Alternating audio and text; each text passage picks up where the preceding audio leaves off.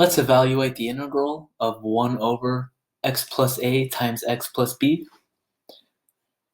Because a and b could be any real numbers, this problem will depend on whether or not a and b are equal, because if a equals b, for example, this means that we can write the integral as 1 over x plus a squared, and that'll change how we go about the partial fraction decomposition.